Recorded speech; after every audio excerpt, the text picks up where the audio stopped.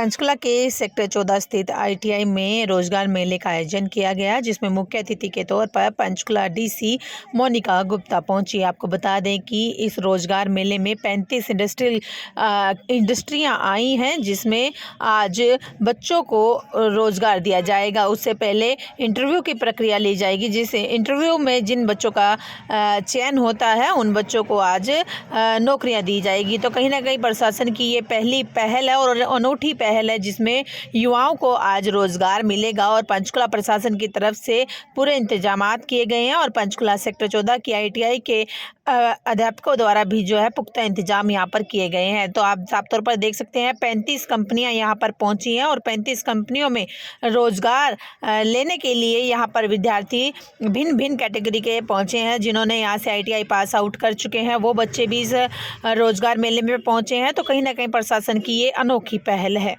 Sponsor कर रहे हैं इसको, जैसे जिन्होंने कंपनियां ऑर्गेनाइज करी है, तो वो आपसे आके मिले, तो ये प्लान आपको जो इनका था वो कैसा लगा? इसके रिगार्डिंग आगे आपने क्या सोचा है? देखिए, ये जॉब फेयर का आइडिया ऐसे निकला कि जो हमारी आईटीआई की बैठक होती है 1 मंथ की, उसके अंदर ये पाया गया कि बहुत सारे ऐसे बच्चे हैं जो नौकरियां ढूंढ रहे हैं।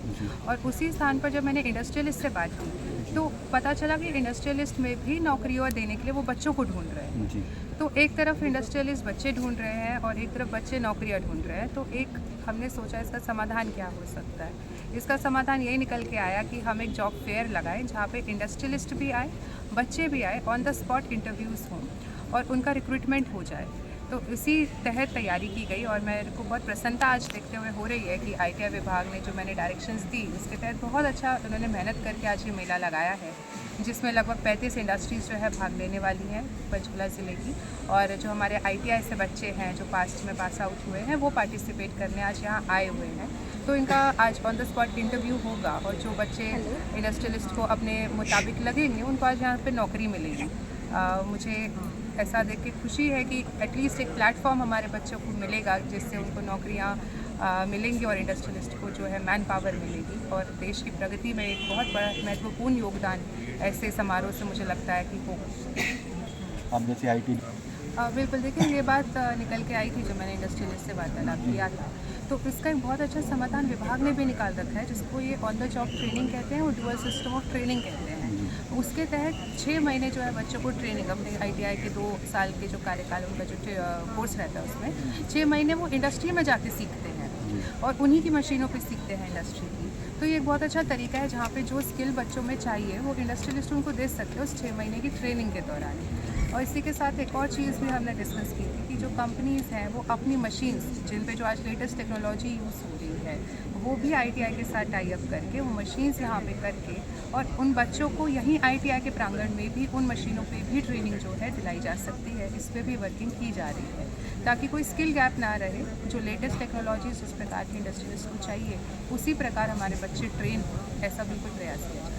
बिल्कुल होते रहेंगे और मैं चाहती हूँ कि हमारे ज़िले का हर युवा किसी ना किसी तरीके से प्रशासन से जुड़ा रहे, ताकि जो ये कई बार हमारे समाज में कुरीतियाँ भी फैल रही हैं, जैसे अभी आपने देखा मैंने नशे के बारे में भी बच्चों को जागरूक किया, तो वो उससे भी दूर रहे और उनकी जो एनर्जी रहती है, युवा में देखिए सबसे ज़्यादा एनर्जी होती है, उसकी एनर्जी सही डायरेक्शन में चैनलाइज हो, नौकरी की तरफ ध्यान दे, पढ़ाई की तरफ ध्यान दे, अपना भविष्य बनाने की तरफ ध्यान दे और बाकी चीज़ों से दूर रहे। इस बारे में बहुत सारे कार्यक्रम विभिन्न विभागों से मिलजुल के हम लोग ऑर्गेनाइज करते रहेंगे ताकि युवा जो है हमारे पूरे ज़िले का बहुत उज्जवल भविष्य के साथ आगे बढ़े और हमारा नाम रोशन करे। धन्यवाद। मैं डॉक्टर राजेश प्रसाद, पंजाब नेशनल बैंक का जनरल मैनेजर हरियाणा का बोल रहा हूँ।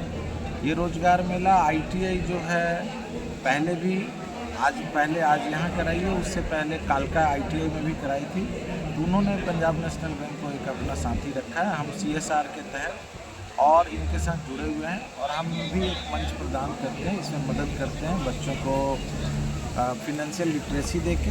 और स्वरोजगार तो एक ऐसा चीज़ है कि इसमें फिनेंस की ज़रूरत पड़ती है। हम लोग चाहते हैं कि micro and small medium enterprise का डेवलपमेंट हो और पंजाब नेशनल बैंक इसमें हमेशा आगे है। इस तरह के रोजगार मेले में हम अपनी सहभागिता देखा जाता है कि जैसा मैंने बताया कि सीखने के 2 चैप्टर हैं। पहला हमने आईटीआई में थ्योरेटिकल कोर्स कर लिया, अब ज़रूरत है मशीनों पर और मशीनों पर जाकर हम काम सीखें।